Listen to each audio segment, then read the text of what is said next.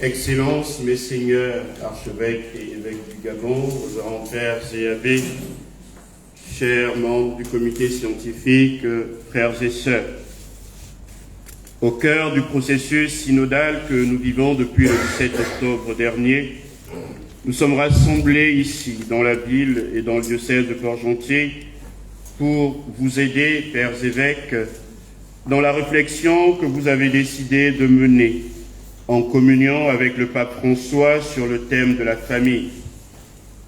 Cette réflexion, comme nous l'avons compris depuis hier, s'inscrit dans le cadre de l'année de la famille qui célèbre le 5e anniversaire de la publication de l'exhortation apostolique post-synodale à Maurice Laititier sur l'amour dans la famille. En réponse à votre invitation, j'ai donc le plaisir et l'honneur de vous proposer, non pas une recherche comme telle, mais simplement une présentation de cette exhortation, aussi bien dans sa forme que dans son fond. En ce qui concerne la forme, il s'agira de rappeler la nature de ce document, davantage à l'adresse des autres, le contexte de sa rédaction et sa présentation matérielle, formelle. Pour ce qui est du fond, il s'agira pour moi de relever les idées exposées dans chacun des chapitres qui composent cette exhortation, en essayant à chaque fois de faire un lien avec le contexte qui est le nôtre, le contexte gabonais. Le document qui fait l'objet de notre analyse, de notre présentation, du point de vue de sa forme. Premièrement, je nous propose une note d'histoire. Je considère de fait que pour comprendre cette exhortation, du point de vue de la forme, il paraît opportun de commencer par rappeler ce qu'est une exhortation apostolique post-synodale. Et pour cela, une note d'histoire me semble s'imposer. Entre 1962 et 1965, l'Église catholique a vécu un des moments les plus décisifs de son histoire. Elle a célébré le Concile Vatican II. L'historien Philippe Chenot, dans son ouvrage « Le temps de Vatican II », rapporte les propos du général de Gaulle, pour qui ce concile constitue, je le cite, « l'événement le plus important du XXe siècle ». Que l'on soit d'accord ou pas avec le général de Gaulle, une chose demeure et fait consensus, c'est que ce concile a définitivement marqué l'histoire de l'Église catholique, mais aussi de la modernité. Benoît XVI considère d'ailleurs que ce concile constitue la grande grâce dont l'Église a bénéficié au XXe siècle. Il s'agit donc d'un moment clé de l'histoire contemporaine de l'Église catholique. Ce concile a permis à l'Église de faire l'expérience concrète de sa catholicité. De fait, jamais l'Église catholique n'avait compté autant d'évêques et jamais on ne les avait vus ensemble au même endroit.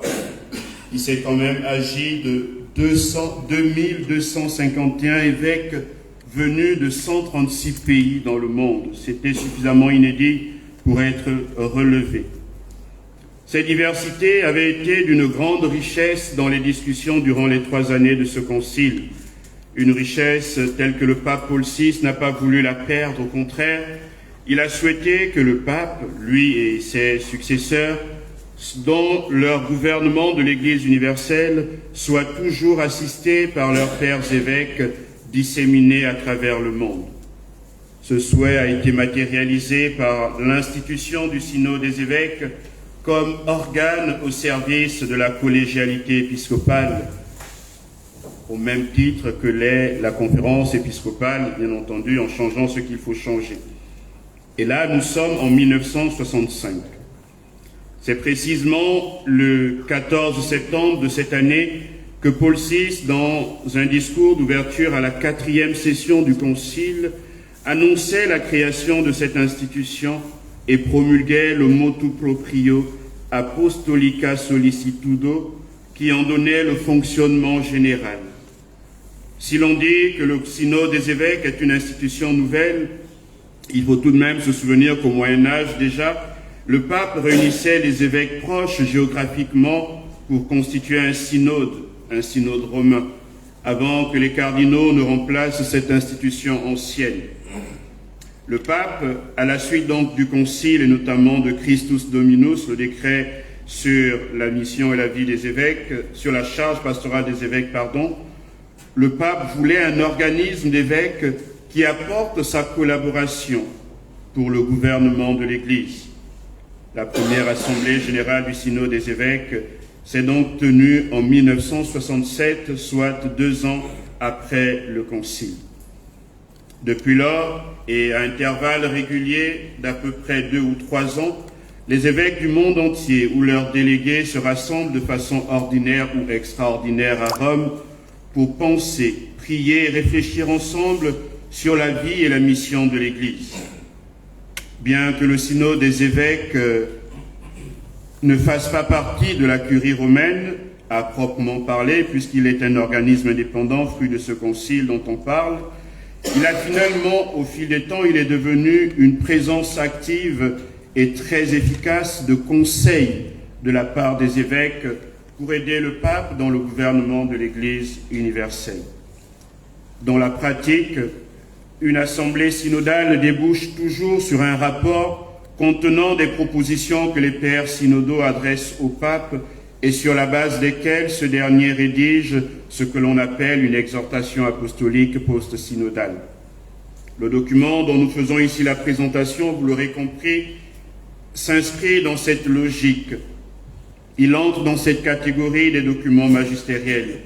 Il constitue l'acte final de la première phase des 2 synodes célébrés entre 2014 et 2015 sur le thème de la famille. Je parle volontairement de première phase parce que je considère la réception comme étant la seconde phase d'une assemblée synodale au même titre d'une assemblée conciliaire. Alors, petit mot sur les deux synodes consacrés à la famille. Le pape François avait donc convoqué 2 synodes sur la famille. Le premier était en fait la 3e assemblée générale extraordinaire du synode des évêques sur le thème suivant, les défis pastoraux de la famille dans le contexte de l'évangélisation. Cette assemblée a eu lieu du 5 au 19 octobre 2014. Le 2e synode était en fait la 14e assemblée générale ordinaire du synode des évêques sur le thème « La vocation et la mission de la famille dans l'Église et dans le monde contemporain » et elle s'est tenue, cette assemblée, du 4 au 25 octobre 2015. Ces 2 assemblées du synode des évêques se sont donc tenues autour d'une seule et unique question centrale, la famille. Et à ce propos, le canoniste Cédric Burguin affirme ceci. Le synode des évêques de 2014 ainsi que celui de 2015 ont eu comme premier mérite de faire réfléchir aux questions relatives à la famille. Il faut aussi reconnaître, poursuit-il, que c'est la première fois qu'un synode est autant médiatisé. C'est sans doute la preuve, s'il en fallait une, que la famille est un thème qui préoccupe autant qu'il passionne. De la composition de ces 2 synodes, les pères synodaux étaient au nombre de 270, se répartissant comme suit. 42 qui sont de facto nommés du fait des fonctions qu'ils occupent, notamment les cardinaux, les préfets, les présidents des dicastères de la curie romaine, mais aussi les patriarches orientaux, certains archevêques majeurs, certains métropolites orientaux, des membres religieux appartenant à des instituts cléricaux. Il y avait également 183 élus par les conférences épiscopales. Et à ce propos, je voudrais rappeler que pour un synode ordinaire, le mode habituel est le suivant. Il y a entre 1 à 4 évêques élus par chaque conférence épiscopale selon la taille de celle-ci. Et 45 membres ont été nommés par le pape à travers un motu proprio. C'est pourquoi on parle d'ailleurs d'une composition essentiellement épiscopale et élective. Les conférences épiscopales de moins de 25 membres élisent un seul représentant.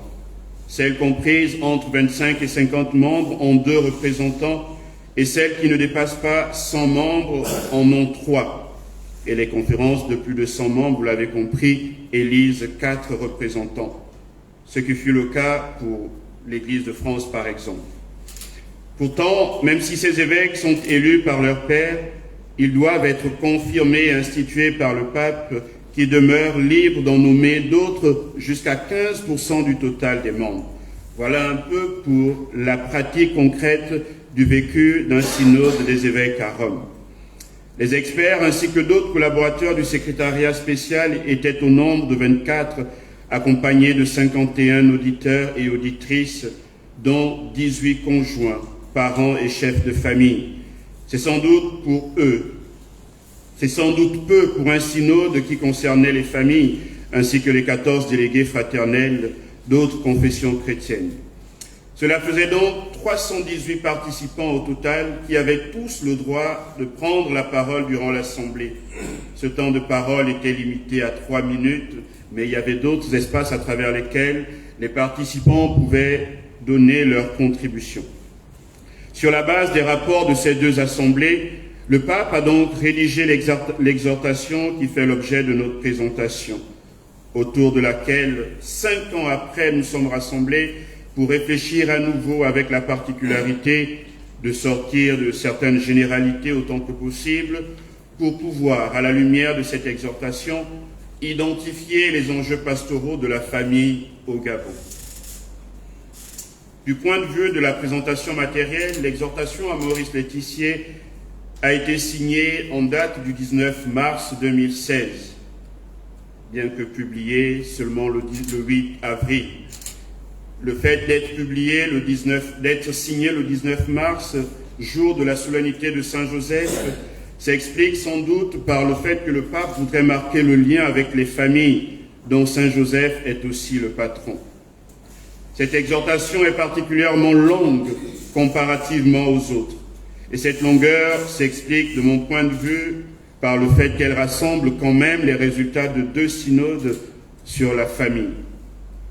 Les conclusions de ces 2 synodes y sont abondamment citées, ainsi que d'autres documents et enseignements des prédécesseurs du pape François et de nombreuses catéchèses qu'il a lui-même prononcées sur la famille. Et comme cela est devenu une de ses caractéristiques, dans ce document, le pape François cite également de nombreuses conférences épiscopales. On peut relever celle du Kenya, celle d'Australie et celle d'Argentine. Et il cite même des personnalités bien connues comme Martin Luther King ou Eric Fromm, ce qui n'était pas très habituel dans les usages pontificaux. Dans un style qu'on lui connaît désormais aussi et qui apparaissait déjà dans la première exhortation Evangelii Gaudium, le pape expose sa réflexion sur la famille à travers les 325 numéros de cette exhortation, repartis inégalement en 9 chapitres.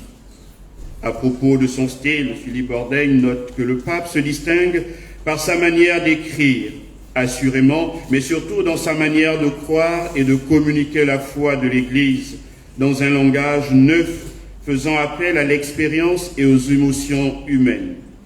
C'est dans ce style qu'en des mots simples qui vont droit au cœur, le pape François partage avec nous la joie de l'amour. Je voudrais à présent regarder le fond de ce document en analysant chacune de ses parties. Les numéros 1 à 7 constituent l'introduction de cette exhortation qui s'ouvre en ces termes, je cite, « La joie de l'amour qui est vécue dans les familles est aussi la joie de l'Église », fin de citation. Cette affirmation liminaire a le mérite de préciser, à l'adresse de tous, que rien de ce qui concerne les familles ne saurait laisser l'Église dans l'indifférence. Cette introduction expose aussi la situation de crise que vit la société en général et la famille en particulier, et souligne par conséquent l'urgence pour l'Église de mener une réflexion sérieuse afin de proposer des pistes de solutions qui ne soient pas simplistes et donc pas très pertinentes. En effet, le parcours synodal a permis d'exposer la situation des familles dans le monde actuel, d'élargir le regard et de raviver la conscience de l'importance du mariage ainsi que de la famille. En même temps, la complexité des thèmes abordés nous a montré, dit le pape, la nécessité de continuer à approfondir librement certaines questions doctrinales, morales, spirituelles et pastorales. La réflexion des pasteurs et des théologiens, si elle est fidèle à l'Église et si elle est honnête, réaliste et créative, nous aidera à trouver davantage de clarté. Je pense, sans trop de risque de me tromper, que la présente session de la conférence épiscopale du Gabon répond parfaitement à cette invitation que le pape nous adresse. Le pape nous recommande en effet, comme nous le faisons ici, et comme j'espère nous le poursuivrons, de prendre du temps pour réfléchir et pas seulement se précipiter dans des actions qui n'ont aucun ressort. Il faut que les questions sur la famille soient abordées avec sérieux et lucidité, en tenant compte des réalités qui nous sont propres et qui, pour cette raison, donnent un relief et des défis singuliers à notre Église particulière. En effet, dit le pape, dans chaque pays ou région peuvent être cherchées des solutions plus inculturées, attentives aux traditions et aux défis locaux. L'introduction rappelle aussi que l'intérêt du parcours synodal qui a été vécu pendant ces 2 années à Rome a été de permettre à l'Église, je le cite, de contempler les problèmes des familles du monde dans toute leur ampleur et de proposer un magnifique polyèdre constitué de nombreuses préoccupations légitimes ainsi que de questions honnêtes et sincères. À travers cette exhortation, le pape François a donc voulu que l'Église tout entière et les familles en particulier bénéficient des apports de ces 2 synodes en les recevant comme une aide pour poursuivre la réflexion et le dialogue afin de répondre aux défis qu'elles rencontrent aujourd'hui. Il est à noter ici que le pape ne donne pas un catalogue de choses qui doivent être faites, mais il donne surtout un outil qui permet de poursuivre la réflexion. Il s'agit, selon les mots du pape François, d'une proposition aux familles chrétiennes, mais pas seulement, qui les stimule à valoriser les dons du mariage et de la famille et à garder un amour fort et nourri des valeurs telles que la générosité, l'engagement, la fidélité ou la patience. Elle vise à encourager chacun à être un signe de miséricorde et de proximité là où la vie familiale ne se réalise pas parfaitement ou ne se déroule pas dans la paix et la joie. Le premier chapitre, et là je le trouve un peu redondant après avoir suivi la conférence de l'abbé Euphrème hier, puisqu'il parle de la famille à la lumière de la parole de Dieu. Ce chapitre va du numéro 8 au numéro 30 et offre donc la lumière de la parole de Dieu pour éclairer la réflexion et les débats autour de la famille. Et on l'a bien fait hier déjà, je crois que cela ne va pas s'arrêter. Ainsi, le pape rappelle que de la Genèse à l'Apocalypse, il est question de la famille. En effet, dit-il, la Bible abonde de familles, en génération, en histoire d'amour et en crise familiale, depuis la première page où entre en scène la famille d'Adam et d'Ève, avec leur cortège de violence, mais aussi avec la force de la vie qui continue, jusqu'à la dernière page où apparaissent les noces de l'épouse et de l'agneau. De façon toujours plus concrète, le pape nous propose de redécouvrir l'humanité de la famille à travers sa beauté, ses joies, mais aussi ses peines, et cela grâce à la sagesse des psaumes, notamment le psaume 128 dont il médite les 6 premiers versets. Ce psaume rappelle ainsi qu'au fondement de la famille, il y a bien sûr Dieu, mais il y a aussi et surtout 2 êtres, un homme et une femme, qui s'unissent et forment ensemble un couple. Au centre de la famille, dit-il, nous trouvons un couple, le père et la mère, avec toute leur histoire d'amour.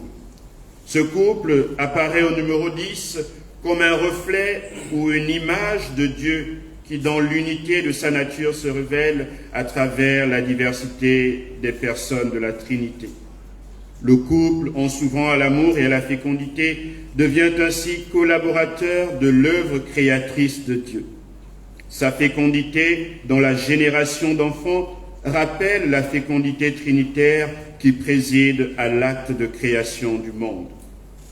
La capacité, dit le pape, du couple humain à procréer devient ainsi le chemin par lequel passe l'histoire du salut.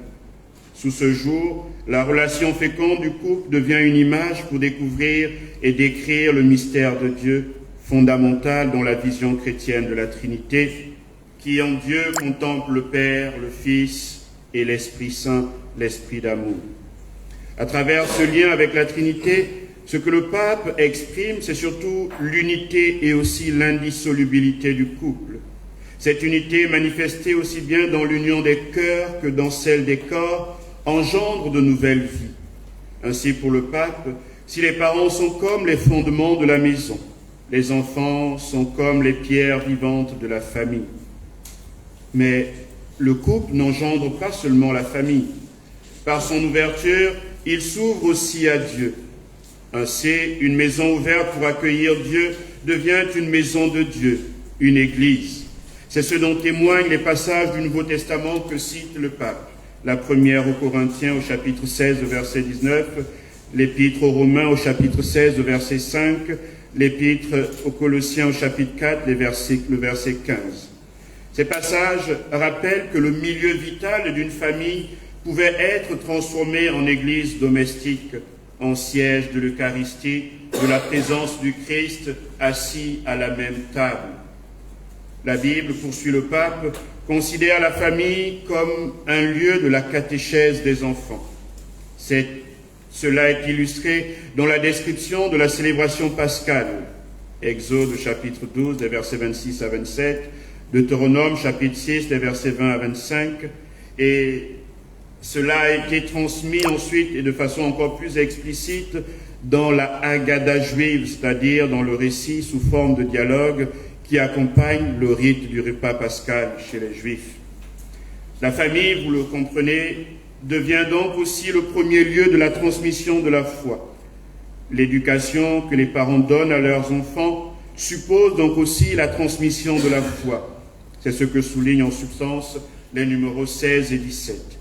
Le numéro 18 rappelle le caractère sacré de la vie et de l'avis. Un avis, celui des enfants, qui selon l'Évangile ne sont pas une propriété des parents, mais au contraire ont leur propre chemin de vie à parcourir. L'obéissance que les enfants doivent aux parents ne fait donc pas d'eux leur propriété. Dans le même paragraphe, le pape rappelle, et nous Africains nous sommes particulièrement sensibles à cela, que la famille déborde le lien de sang. Par la suite, au numéro 19, le pape rappelle que la famille est aussi malheureusement, selon le nombreux témoignages bibliques, le lieu de beaucoup de souffrances, et cela sans doute en raison du péché. Cette souffrance se manifeste aussi lorsque le travail en tant que moyen pour répondre aux besoins des familles devient une source d'angoisse, soit par son absence, soit par son caractère avilissant. En effet, dit le pape, si le travail permet à la fois le développement de la société, l'entretien de la famille ainsi que la stabilité et de sa fécondité, on comprend mieux le drame familial et sociétal que constitue le chômage et en particulier celui des jeunes. On ne peut donc pas pertinemment aborder la question de la famille et de ses défis sans tenir compte de cette autre réalité qui lui est connexe qu'est le chômage. La famille est aussi le lieu de la tendresse, de l'amour et surtout de la miséricorde. De même, en effet, que Dieu, en tant que Père, manifeste sa tendresse et son amour à ses fils et à ses filles, de même, les parents doivent avoir vis-à-vis de leurs enfants de la tendresse et inversement. Au terme de ce premier chapitre, le pape fait une exhortation en rappelant que chaque famille est appelée à être icône de la Sainte Famille de Nazareth, qui a été, comme nous le savons, qui est faite de beaucoup de fatigue, de beaucoup de joie, beaucoup de cauchemars aussi. On se souvient de l'épisode de l'enfant retrouvé au temple. On peut imaginer l'angoisse qui a été celle des parents. La perfection que nous voulons pour nos familles ne doit donc jamais s'entendre utopiquement comme une absence de problème, mais plutôt comme cette capacité à vivre ces difficultés en présence de Dieu, qui seul est capable de nous aider à trouver les solutions les plus adéquates. Le deuxième chapitre concerne la réalité et les défis de la famille. Après avoir exposé la réalité de la famille à partir de l'éclairage de la parole de Dieu, le pape poursuit sa réflexion dans ce deuxième chapitre qui va du numéro 31 au numéro 57, en insistant sur la réalité et les défis de la famille. Commence ce chapitre par rappeler une vérité qu'il me semble bon de réaffirmer ici, à savoir que le bien de la famille est déterminant pour l'avenir du monde et de la société, et aussi de l'Église. À travers ce numéro, le pape expose et reprend à son compte quelques-uns des apports pastoraux des pères synodaux qui, selon lui, ont présenté un panorama de la réalité des familles dans le monde entier. Et il relève quelques défis qui doivent être affrontés par les familles et aussi par l'Église. Il parle du défi du phénomène migratoire, il parle de la négation idéologique de la différence, on parle du gender ici, il parle de la culture du provisoire, il parle de la mentalité antinataliste et l'impact des biotechnologies dans le domaine de la procréation. Il parle du manque de logement et de travail. Il parle de la pornographie et des abus sur les mineurs. Je crois que l'actualité de notre pays est suffisamment édifiante de ce point de vue. Il parle de l'attention aux handicapés et le respect des personnes âgées. Il parle de la déconstruction juridique de la famille. Et là encore, je crois que notre pays nous interpelle, ainsi que des violences à l'encontre des femmes. Face à tous ces défis, le pape François, prenant appui sur l'enseignement de Jean-Paul II, notamment dans Familiaris Consortio, souligne ceci, qu'il convient de prêter attention à la réalité concrète parce que les exigences, les appels de l'esprit se font entendre aussi à travers les événements de l'histoire, à travers lesquels l'Église peut être amenée à une compréhension plus profonde et de l'inépuisable mystère du mariage et de la famille. Le pape considère en effet que, sans écouter la réalité, il est impossible de comprendre aussi bien les exigences du présent que les appels de l'esprit. Il souligne d'ailleurs qu'en raison de l'individualisme exaspéré, il est aujourd'hui difficile de se donner avec générosité à une autre personne. On craint en effet la solitude, on désire un milieu de protection et de fidélité, mais en même temps grandit la crainte d'être piégé dans une relation qui peut retarder la réalisation des aspirations personnelles. Le pape encourage donc au réalisme de l'humilité, dit-il, afin de sortir de l'illusion d'un idéal théologique du mariage trop abstrait, presque artificiellement construit, loin de la situation concrète et des possibilités des familles réelles. Le pape considère de fait qu'un certain idéalisme nous empêche de prendre le mariage pour ce qu'il est réellement, c'est-à-dire un chemin dynamique de développement et d'épanouissement. Pour cette raison, il ne faut pas croire que pour défendre la famille, il suffise d'insister seulement sur des questions doctrinales, bioéthiques et morales, sans encourager l'ouverture à la grâce. La grâce doit s'inviter dans tous les débats qui concernent la famille.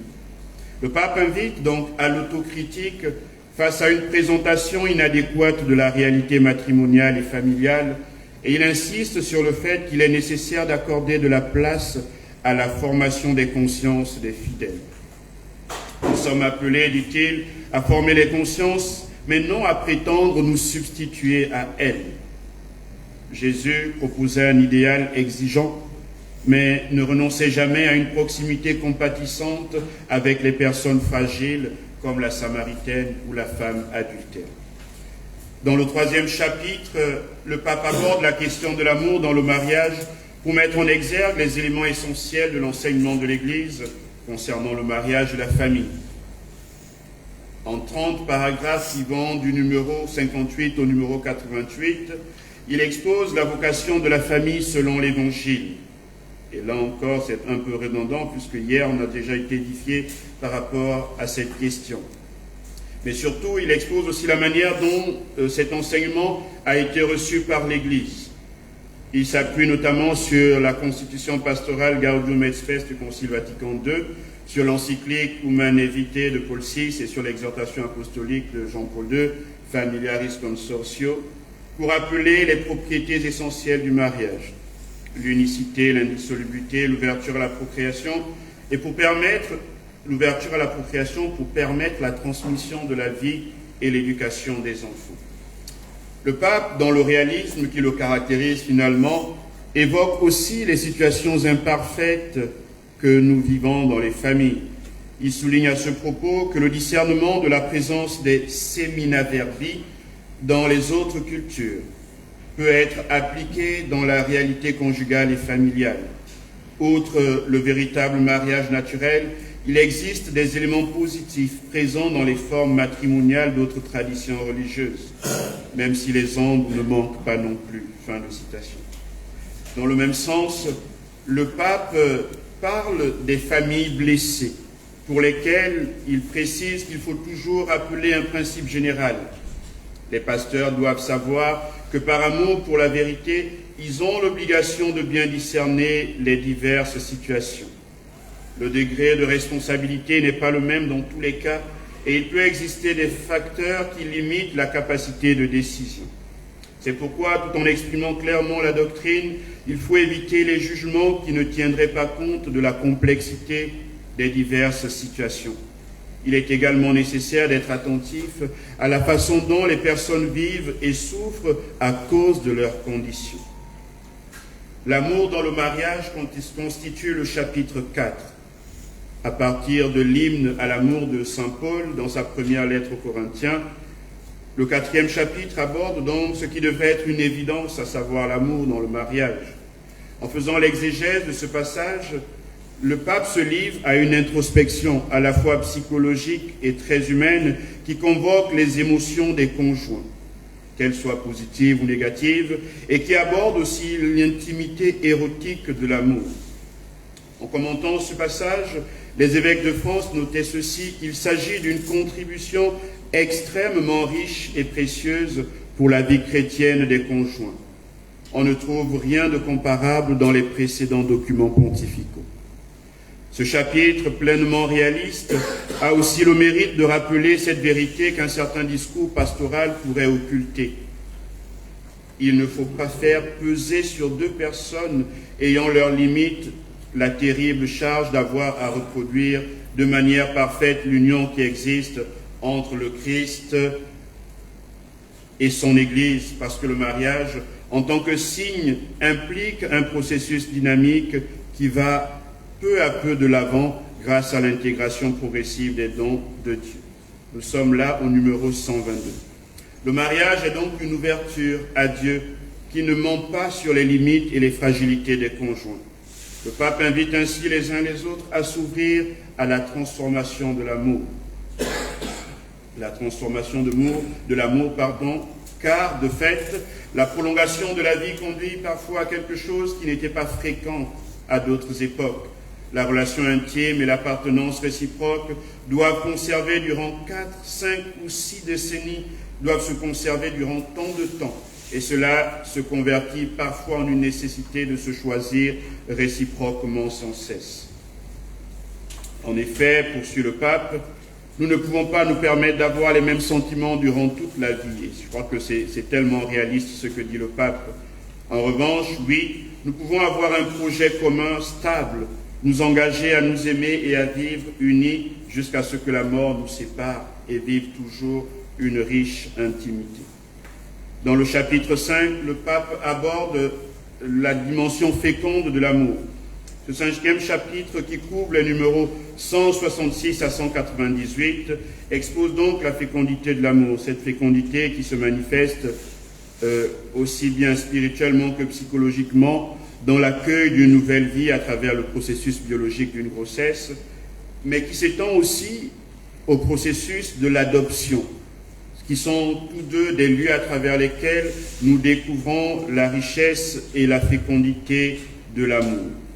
Le chapitre 6, dont on a beaucoup parlé déjà depuis hier, Monseigneur Jean-Vincent l'a d'ailleurs évoqué, constitue un terreau pastoral important pour les pasteurs que nous sommes.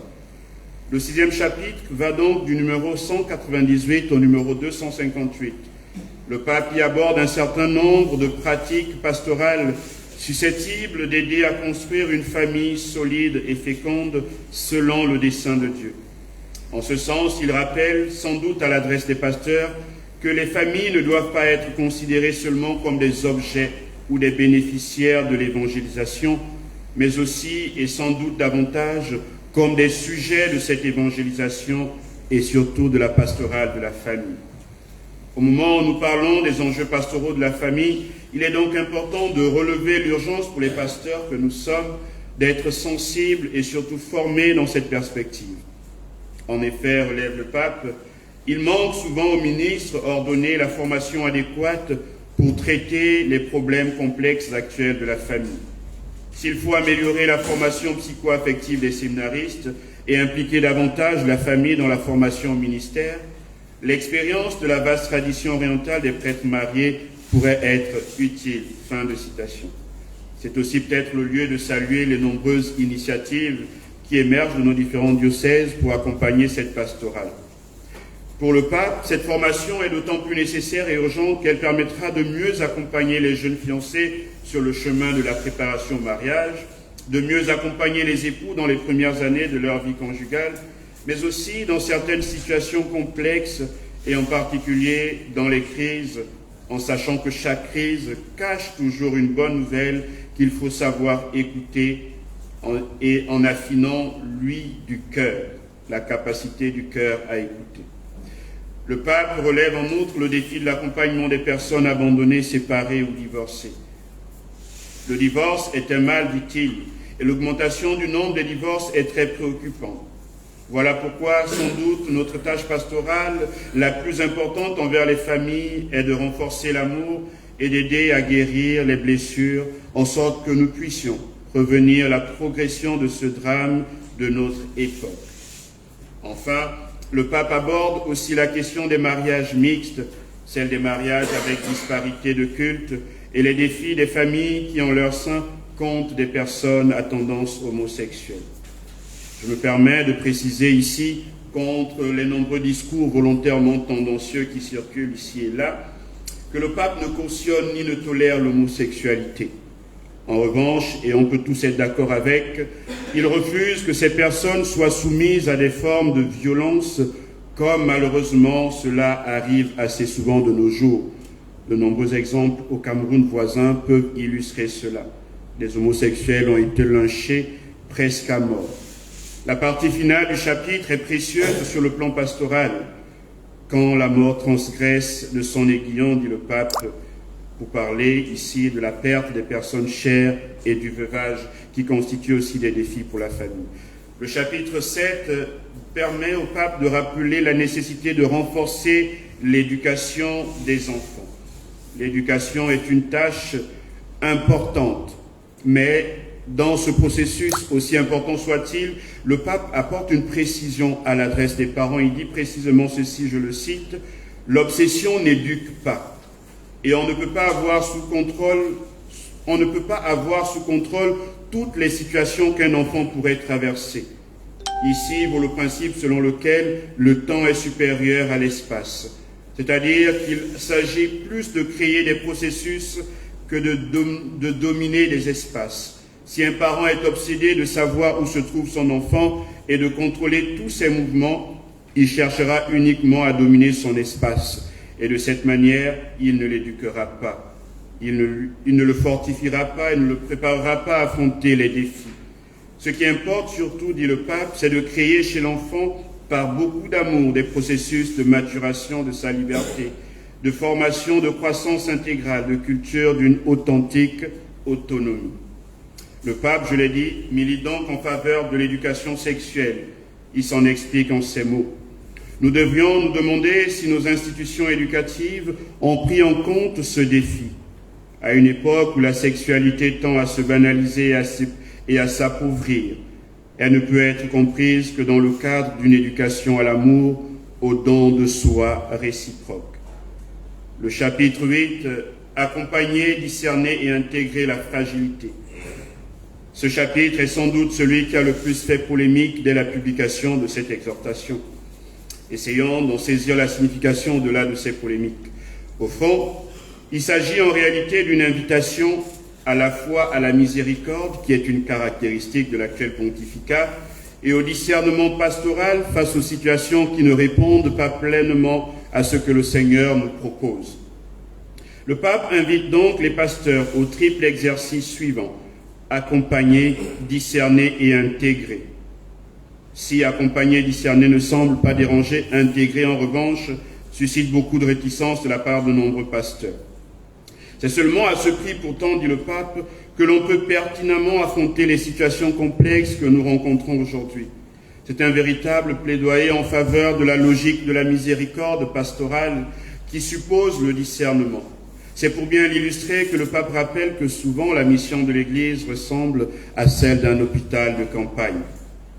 Cette attitude pastorale portée par la logique de la miséricorde a malheureusement été interprétée comme une licence que le pape donnerait pour tout accepter. Pour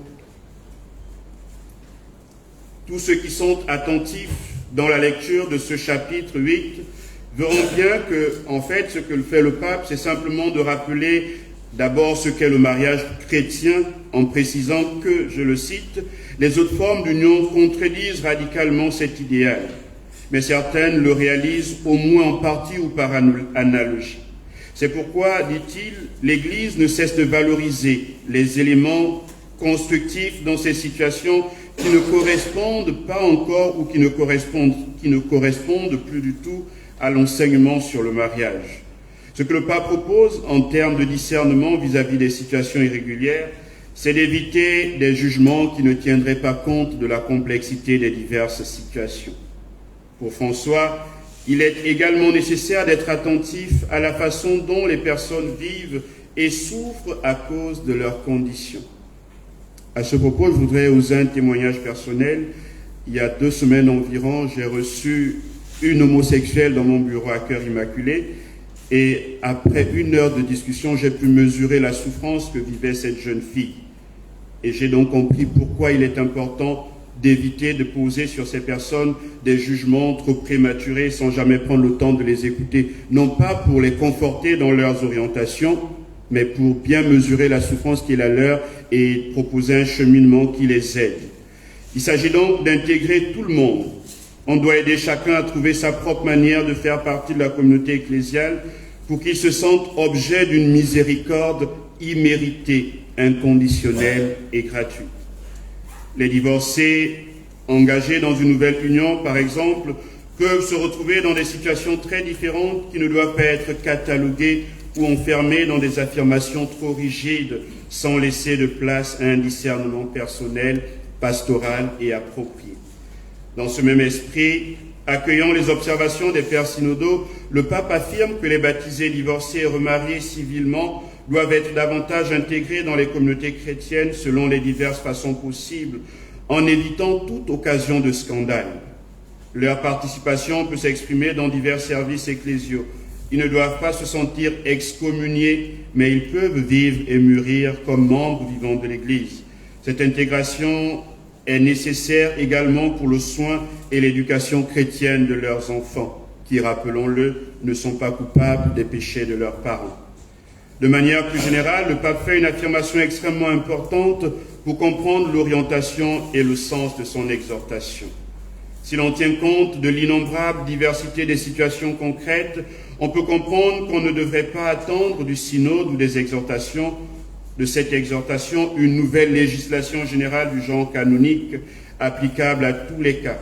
Il faut seulement un nouvel encouragement au discernement responsable, personnel et pastoral des cas particuliers qui devraient reconnaître que, étant donné que le degré de responsabilité n'est pas le même dans tous les cas, les conséquences ou les effets d'une norme ne doivent pas nécessairement être toujours les mêmes. Dans le dernier paragraphe de ce chapitre, la logique de la miséricorde pastorale, le pape François, pour éviter les malentendus, rappelle avec force ceci. Comprendre des situations exceptionnelles n'implique jamais d'occulter la lumière de l'idéal dans son intégralité, ni de proposer moins que ce que Jésus offre à l'être humain. Aujourd'hui, l'effort pastoral pour consolider les mariages et prévenir ainsi les ruptures est plus important qu'une pastorale des échecs.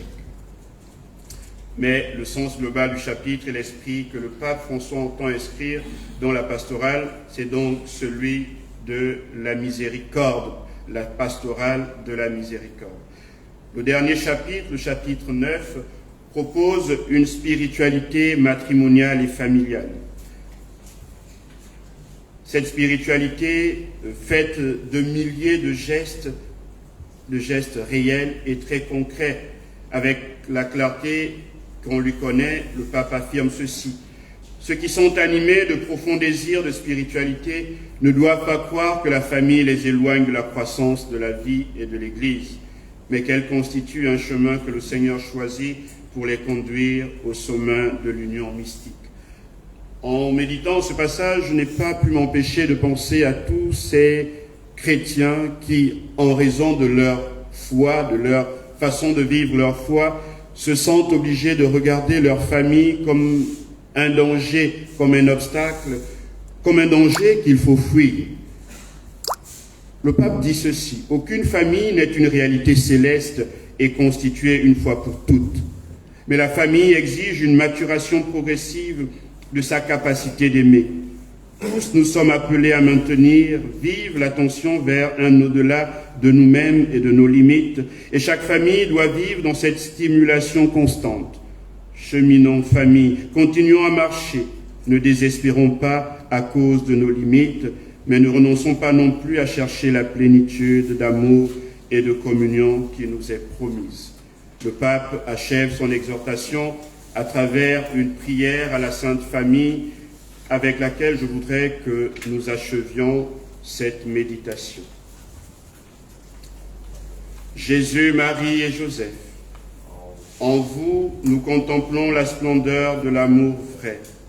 En toute confiance, nous nous adressons à vous.